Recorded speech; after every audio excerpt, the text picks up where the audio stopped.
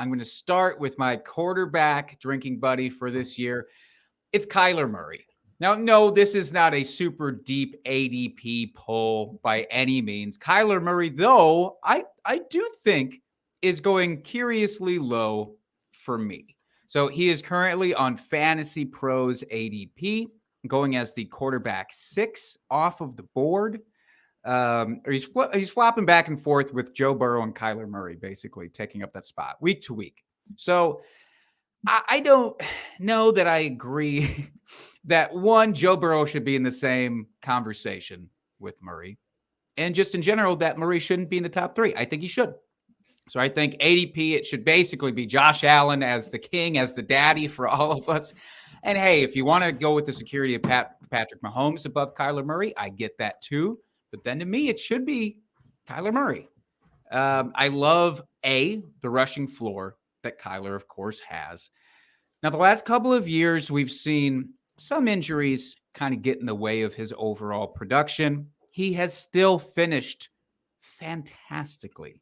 However, he's not been outside the top 5 in a points per game basis. And that is thanks to his wheels, primarily, and the fact that he's had some pretty damn good targets on that Arizona Cardinals team, which has not changed for me.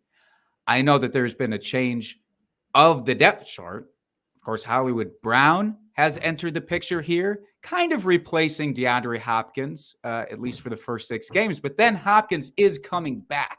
So, for all the talk, especially about Kyler Murray having kind of sluggish second halves, I think that supposing Hopkins comes back and can actually stay healthy and stay out on the field, that kind of thing could actually have a mid-season kind of rejuvenation for him. But I don't expect that he'll have too much trouble even starting off hot because, spoiler alert, there's another guy on this roster that I'm going to be talking about on this very episode that is going to give him, I think, a pretty good baseline.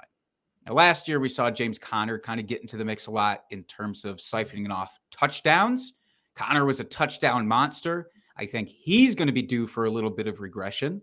I think that's going to come back Kyler Murray's way in the form, maybe in rushing touchdowns, maybe in passing touchdowns. I really don't care how I'm getting them from him. All that I know is he's going to get me them. So, in passing touchdowns, he's kind of been mediocre, averaged about 25 per season, all the 3 years that he's been in the league. But it's that rushing upside. So he had 5 rushing touchdowns last year.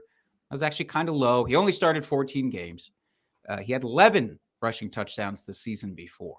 So if he starts sniffing up to that number again, you're looking at the guy who is potentially going to be the QB1 to end this season. I know there's a few guys that you can make that argument for, but based on where Murray's going and his safeness, it's what I love about him. There are some guys that I'm still interested in. I love Jalen Hurts this year. Big fan of that guy. I think you could still say that he has more question marks.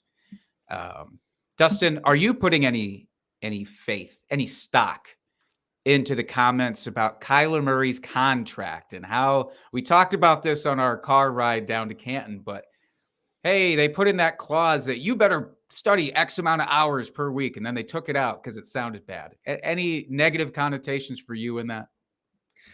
No, not at all. I mean, like you said, we talked about it, and I was actually going to bring this up if you didn't. So thank you for throwing me the pitch, so to speak.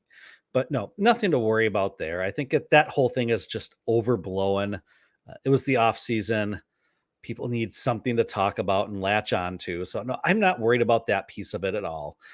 The question back to you though, do you think people are a little bit lower on Kyler than you think?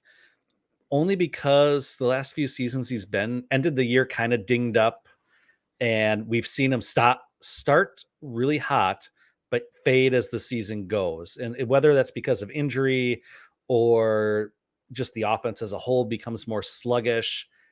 Do you have any thoughts about that?